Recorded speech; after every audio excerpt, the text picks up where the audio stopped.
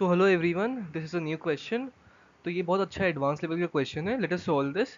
तो it is given कि F of x एक बड़ा सा यहाँ पे कुछ दे के रखा है कि mod of x plus mod of x minus one and so on चलता रह रहा है ये। प्लस एंड में है mod of x minus this entire thing, फिर यहाँ पे बंद हो जा रहा है मॉड। ओके, तो इट इज सेइंग कि this is true for all x belongs to R and m and n are respectively the number of points at which f of x is non-differentiable and the number of integral points for which f of x is minimum। तो basically हम लोग को इसका value निकालना है। तो यहाँ पे दो मेन वेरिएबल है m और n, हम लोग को वही निकालना पड़ेगा। m क्या है जहाँ पे f of x डिफरेंशिएबल नहीं है, और n क्या है नंबर ऑफ इंटीग्रल पॉइंट जहाँ पे f of x मिनिमम है। So the best way to solve this question is हम लोगों को एनालॉजी से सॉल्व करना पड़ेगा। तो अगर मैं कोई फंक्शन ले लूँ, let's say ji of x, and वो है mod of x plus mod of x minus one, ठीक है। सबसे सिंपल वे है इस क्वेश्चन को सॉल्व करने का, क्योंकि ये बहुत ही अच्छा क्वेश्चन है। तो अगर हम लोग इस फंक्शन का ग्राफ बनाएं जी ऑफ एक्स का, तो कैसा दिखेगा? अब ग्राफ कैसे बनाएंगे यहाँ पे मॉडुलस फंक्शंस का? तो ये तो जीरो, मतलब हम लोग x is equal to zero and x is equal to one पे बनाते हैं। तो अगर x इज इक्वल टू जब जीरो होएगा, बेसिकली जी ऑफ जीरो क्या होने वाला है, अगर यहाँ पे जीरो रख देंगे एक्स को तो वन हो जाएगा यहाँ पे। तो ये तो वन हो जाने वाला है। एंड जब हम लोग, मैं लिख देता हूँ यहाँ पे, अगर हम लोग जी ऑफ जीरो लिखे तो वो वन होएगा, एंड अगर जी ऑफ हम लोग वन करें तो वो भी वन ही होएगा। All right. सो अगर ये वन है और ये तो जीरो है ही ऑलरेडी, तो तब भी वन होने वाला है। तो मॉड्यूलस का या जी ऑफ एक्स का ग्राफ कुछ ऐसा होने वाला है, ठीक है। यहाँ पे जी ऑफ एक्स ये कुछ ऐसा होने वाला है। तो अगर हम लोगों को जी ऑफ एक्स के लिए बोलता कि number of non differentiable points के, नॉन डिफरेंशिएबल मतलब जहाँ पे शार्प कर्व्स है, जैसे ये वाला पॉइंट, ये यहाँ पे ये दोनों पॉइंट्स नॉन डिफरेंशिएबल है क्योंकि यहाँ पे शार्प कर्व्स है, ठीक है। तो इसके लिए फॉर जी ऑफ एक्स यहाँ पे m क्या होता है, यहाँ पे m2 होता, और n क्या बोला गया है, n is the number of integral points जहाँ पे f ऑफ x मिनिमम है। तो f ऑफ x मतलब g ऑफ x क्या है, g ऑफ x मिनिमम कहाँ पे होएगा, जीरो और वन पे, क्योंकि इसके बाद तो सब ऊपर ऊपर जा रहा है ग्राफ। तो अगर यहाँ पे हम लोग को n लिखना पड़ता है ना, n भी टू ही होता है यहाँ पे, जीरो और वन, इंटीग्रल पॉइंट जीरो और वन पे जहाँ पे जी ऑफ एक्स मिनिमम है, ठीक है। तो उसके लिए m equal to two, n equal to two आ रहा है। All right. अगर हम लोग कोई और फंक्शन ले, अब लेट्स से अगर मैं अभी h ऑफ एक्स लूँ, और वो mod of x plus mod of x minus one है, plus mod of x minus, यहाँ पे क्या हो रहा है, यहाँ पे थ्री है, तो मैं थ्री को क्या लिख सकता हूँ ना, आई can right one plus to, ठीक है। और फिर मॉड ऑफ एक्स माइनस यहाँ पे सिक्स दे के रखा है, तो मैं सिक्स को क्या लिख सकता हूँ, I can write this as one plus two plus three, क्योंकि जो जनरल टर्म है, जो लास्ट टर्म है ना, वो कुछ इसी फॉर्म के, वन प्लस टू प्लस करते करते वन जीरो वन। तो मैं एक और फंक्शन ले लिया एच ऑफ एक्स। मैं पे कोई पैटर्न ढूंढने की कोशिश कर रहा हूँ। मैंने पहले जी ऑफ एक्स लिया दो टर्म्स, फिर मैंने चार टर्म्स लिए यहाँ पे। चार टर्म्स कौन से, एक टर्म ये, दो तीन चार, चार टर्म्स का। अब मैं इसका ग्राफ बनाना चाहता हूँ। तो अगर हम लोग इसी जगह बनाएं ग्राफ तो क्या होगा, तो यहाँ पे हम लोग के पास चार टर्म्स है। तो यहाँ पे जितने, यहाँ पे मैं एक और चीज़ लिख देता हूँ, जितने मॉड उतने टर्न्स, उतने टर्न्स। इसका मतलब क्या हुआ कि जी ऑफ एक्स में हम लोग देख रहे हैं यहाँ पे दो मॉड्स थे और दो टर्न्स आए इस ग्राफ में। अगर जी एच ऑफ एक्स में चार मॉड है, इसका मतलब चार टर्न्स आएंगे। ओके, ये तो समझ गए। जितने मॉड उतने टर्न्स आएंगे, उतने मतलब कर्व्स आएंगे, ठीक है। जैसे यहाँ पे दो टर्न्स है, यहाँ पे दो मॉड है। एच ऑफ एक्स में चार मॉड है, मतलब चार टर्न्स आएंगे। All right. तो एच ऑफ एक्स के लिए अगर हम लोग लिखें, मैं दूसरे पेज में बना लेता हूँ एच ऑफ एक्स का तो ग्राफ। अगर मैं यहाँ पे एच ऑफ एक्स लिखूँ तो वो क्या है, वो है mod of x plus mod of x minus one plus mod of x minus of one plus two plus mod of x minus one plus two plus three and so on, ये last वाला, ठीक है। ये H of x हम लोगों ने consider किया है। तो ग्राफ कुछ ऐसा यहाँ से है। मेन एम ओवर ये is to find the pattern. तो अगर मैं एच ऑफ जीरो निकालूँ पहले, एच ऑफ जीरो क्या आ रहा है, कैलकुलेट करना पड़ेगा हम लोग को यहाँ पे। तो ये आएगा वन प्लस थ्री प्लस यहाँ पे six, one plus three plus six होता है टेन। एच ऑफ जीरो आ रहा है टेन, ठीक है। कलर ठीक नहीं है, दिस इज टेन। फिर एच ऑफ वन क्या आएगा, एच ऑफ वन आएगा, कैलकुलेट करेंगे वापस, यहाँ पे वन हो जाएगा, फिर यहाँ पे टू हो जाएगा। तो one plus two is three and three plus five, three plus five is eight. तो एच ऑफ 1 8 आ रहा है। फिर एच ऑफ हम लोग लेकर आएंगे 3। मैं यहाँ पे 0 1 3 कैसे लिख रहा हूँ, क्योंकि जहाँ ये 0 आ रहा है, मतलब ये किस पे 0 हो रहा है, मॉड ऑफ एक्स 0 होगा 0 पे ही। फिर मॉड ऑफ एक्स माइनस 1 0 किस पे होएगा, 1 पे होएगा। मॉड ऑफ एक्स माइनस 3 0 किस पे होएगा, 3 पे होएगा।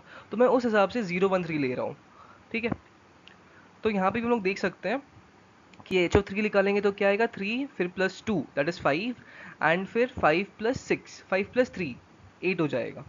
तो एच ऑफ 3 8 आ रहा है। फिर लास्टली है हम लोग के पास एच ऑफ 6, क्योंकि ये वाला 0 कब होएगा, ये वाला मॉड 6 पे 0 होएगा। तो यहाँ पे अगर एच ऑफ 6 निकाले तो वो क्या आएगा, यहाँ पे 6 प्लस 5 11 हो जाएगा, 11 प्लस यहाँ पे 3 दैट इज 14, 14 आ रहा है एच ऑफ 6। तो अगर हम लोग इसको प्लॉट करें, सो पहले तो 0 पे 10 आ रहा है, 0 पे 10, फिर यहाँ पे 1 है, फिर we have 3, and finally we have 6। ठीक है, 1 पे आ रहा है 8, 1 पे कुछ 8 आ रहा है, 3 पे भी 8 आ रहा है, 6 पे 14 आ रहा है।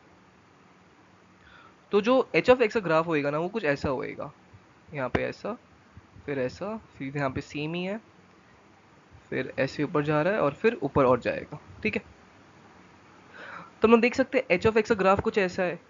जी ऑफ एक्स का भी ऐसा नहीं था, थोड़ा अलग सा था। बट यहाँ पे अगर यहाँ पे हम लोग m और n लिखे तो यहाँ पे m क्या होगा, एक सेकेंड, यहाँ पे अगर हम लोग m लिखे, m क्या है, m is number of points जहाँ पे f ऑफ x डिफरेंशिएबल नहीं है, मतलब नॉन डिफरेंशिएबल है। तो यहाँ पे कहाँ का नॉन डिफरेंशिएबल है, जहाँ पे शार्प कर्व्स है। ये एक हो गया, ये एक हो गया, ये एक हो गया, और ये मतलब 4 है यहाँ पे m का वैल्यू, m इज 4। अगर हम लोग n लिखे, n क्या है, जहाँ पे जो फंक्शन है उसका मिनिमम वैल्यू हो। तो मिनिमम तो 1 और 3 पे ना, 1 2 3 पे। यहाँ पे बोला है नंबर ऑफ इंटीग्रल पॉइंट्स जहाँ पे मिनिमम हो फंक्शन। तो इंटीग्रल पॉइंट्स क्या होनी चाहिए, 1 2 एंड 3। यहाँ पे 2 ऐसे आएगा, इंटीग्रल पॉइंट्स ऐसे 1 2 एंड 3। सो देयरफॉर n 3 होना चाहिए यहाँ पे। ऑल राइट, तो m 4 हो गया, n 3 हो गया। तो हम लोग देख सकते हैं जितने भी मॉड्स आएंगे ना उतना ही वैल्यू होगा m का। तो मैं लिख देता हूँ, therefore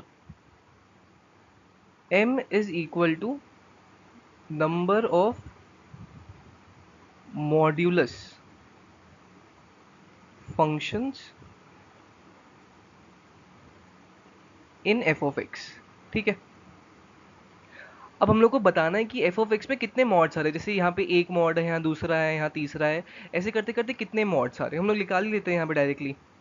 सो अगर हम लोग को निकालना हो f of x क्या दे के रखा है, f of x is mod of x plus mod of x minus 1 plus mod of x minus 1 plus 2 plus mod of x minus 1 plus 2 plus 3, ऐसे यहाँ पे 3 के बाद ब्रैकेट आएगा।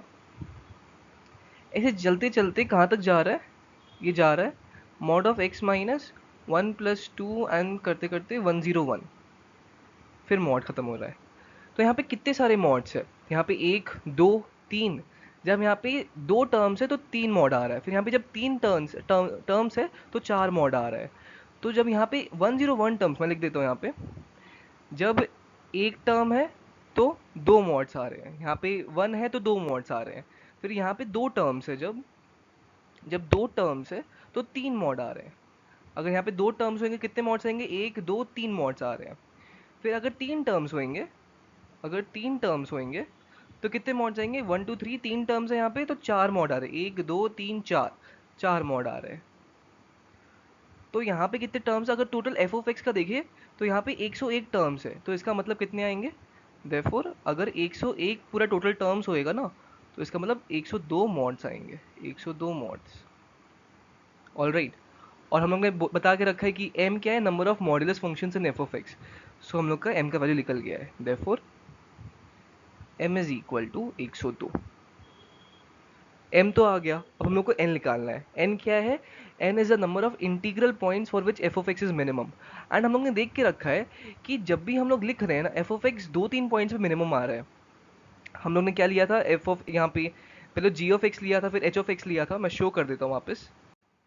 इसे जी ऑफ एक्स में वो क्या था, g of x mod of x plus mod of x minus 1, इसमें n 2 आया था। फिर एच ऑफ एक्स क्या था, mod of x plus mod of x minus one plus mod of x minus three plus mod of x minus six, ऐसा कुछ था। और यहाँ पे n कितना आया था, यहाँ पे n आया था एक सेकंड मैं भूल, यहाँ पे 1 2 3, हाँ तीन टर्म, तीन पॉइंट्स आए थे n के। All right. तो जब यहाँ पे दो है तो यहाँ पे अगर दो टर्म्स है तो n इज इक्वल टू 2 आ रहा है। जब यहाँ पे चार टर्म्स है तो n इज इक्वल टू 3 आ रहा है। तो हम लोग का जो एफ ऑफ एक्स है, जो हम लोगों का यहाँ पे एफ ऑफ एक्स है, उस पे कितने टर्म्स है, मतलब कितने सारे मॉड्यूलस फंक्शंस हमने कैलकुलेट किया था, वो है 102। 102 मॉड्यूलस फंक्शंस है। तो अगर दो पे दो आ रहा है, चार पे तीन आ रहा है, फिर पाँच पे कितना आएगा, मेरे को यहाँ पे वापस एनालॉजी यूज करना पड़ेगा। दो पे दो आया, चार पे तीन आया, दो पे दो, चार पे तीन, फिर छः पे कितना आएगा, छः पे आएगा अपना चार। मैं क्या बता रहा हूँ, मतलब टर्म्स के बारे में बता रहा हूँ। मान लो मैंने एक और फंक्शन ले लिया पी ऑफ एक्स, और उसमें छः मॉडल के फंक्शंस है, छः मॉडुलस साइंस है। ऐसे जाते जाते यहाँ पे 3 हो जाएगा, फिर करते करते मान लेते हैं यहाँ पे कितना हो गया, 15 हो गया, मान लेते हैं 6 ही हो जाएगा। तो यहाँ पे अगर हम लोग इसका भी ग्राफ ड्रॉ करेंगे ना, इसका ग्राफ ड्रॉ करेंगे, तो यहाँ पे 6 मॉडुलस फंक्शंस है। तो therefore number of integral points where p of x is minimum, where p of x is minimum, वो पता है कितने आएंगे, वो आएंगे 6, इट इज इक्वल टू 4 आएंगे। मतलब चार ऐसे पॉइंट्स होंगे जहाँ पे पी ऑफ एक्स मिनिमम आएगा। All right. तो हम लोग को एफ ऑफ एक्स के बारे में बताना है। अब पी ऑफ एक्स में क्या है, पी ऑफ एक्स में 6 ठो मॉडुलस के टर्म्स है, तो उसमें चार आया। अब एफ ऑफ एक्स में कितने हैं, एफ ऑफ एक्स में 102 मॉडुलस के टर्म्स है, तो उसमें कितना आएगा, यहाँ पे भी एनालॉजी बिठानी पड़ेगी। तो हम लोग देखते हैं यहाँ पे। तो इवन टर्म्स में दो में, अगर दो मॉड के टर्म्स होंगे, पूरा ठीक से लिखता हूँ मैं वरना समझ नहीं आएगा। अगर दो मॉड के टर्म्स होंगे तो n आएगा 2। मैं यहाँ पे ऐसे नहीं, नंबर ऑफ मॉड टर्म्स, और यहाँ पे n लिखता हूँ। अगर दो मॉड के टर्म्स होंगे तो n2 आ रहा है। अगर यहाँ पे चार मॉड के टर्म्स हो रहे हैं तो n3 आ रहा है। अगर यहाँ पे छः मॉड के टर्म्स हो रहे हैं तो n4 आ रहा है। तो ऐसे करते करते 8 लिखूंगा तो n5 आएगा, 10 लिखूंगा तो n6 आएगा। ठीक है। तो ऐसे करते करते हम लोग को कहाँ जाना है, हम लोग के पास जो एफ ऑफ एक्स है ना, उसमें 102 मॉड के टर्म्स है, ये हम लोग ने तो निकाल के रखा है ऑलरेडी। तो अब 102 मॉड के टर्म्स में कितना आना चाहिए n का वैल्यू, तो कैलकुलेट कर सकते हैं इजीली। हम लोग क्या करेंगे, अब यहाँ पे 10 और 102 का डिफरेंस निकालते हैं। अगर मैं 102 माइनस 10 कर दूं तो ये आता है 92। ठीक है। तो अगर 10 प्लस 92 करूं मैं तो 102 आ जाएगा। और हम लोग देख रहे हैं कि हर दो के जंप पे एक n का वैल्यू बढ़ जा रहा है। मैं यहाँ लिख देता हूँ, हर दो के जंप पे, यहाँ पे, क्योंकि हम लोग हर बार जंप कितना कर रहे हैं, दो का, तो n का वैल्यू एक से बढ़ रहा है। तो 10 में हम लोग कितना जंप करेंगे तो 102 आ जाए, 96 डिवाइडेड बाई 2 करेंगे ना, क्योंकि दो का जंप करेंगे, तो वो कितना आएगा, वो आएगा 46। तो इसका मतलब जितना टर्म्स n का, n यहाँ पे 10 में था, 6 था, तो अगर 46 हम लोग और जंप कर जाए दो दो करके, तो हम लोग का 102 आ जाएगा। तो n का वैल्यू भी कितना बढ़ना चाहिए, 46 से बढ़ना चाहिए। तो यहाँ पे 46 से ऐड होना चाहिए, तो ये कितना हो जाएगा, 52। तो इसका मतलब 102 जब टर्म्स होएगा ना, 102 जब मॉडुलस फंक्शंस होएगा, तब n का वैल्यू 52 होना चाहिए। आई होप इतना समझ आया होगा। बेसिकली मैं क्या बता रहा हूँ कि जब दो मॉडुलस का टर्म्स था, क्या था, मॉड ऑफ एक्स था और mod of x minus one था, तब n का वैल्यू 2 था। फिर जब चार टर्म्स हुआ मॉड का, तो 3 हो गया n का वैल्यू। ऐसे करते करते अगर हम लोग 102 तक जाए, या हम लोग 2 से भी निकाल सकते हैं ये चीज़। हम लोग 2 में क्या ऐड करें कि 102 हो जाए, 50 पे 100 ऐड करना पड़ेगा। जैसे हम लोग के पास यहाँ पे नंबर ऑफ मॉड्स है और यहाँ पे n का वैल्यू है। जब हम लोग के पास दो मॉड के टर्म्स है तो n2 आ रहा है। जब हम लोग के पास चार मॉड के टर्म्स है तो n3 आ रहा है।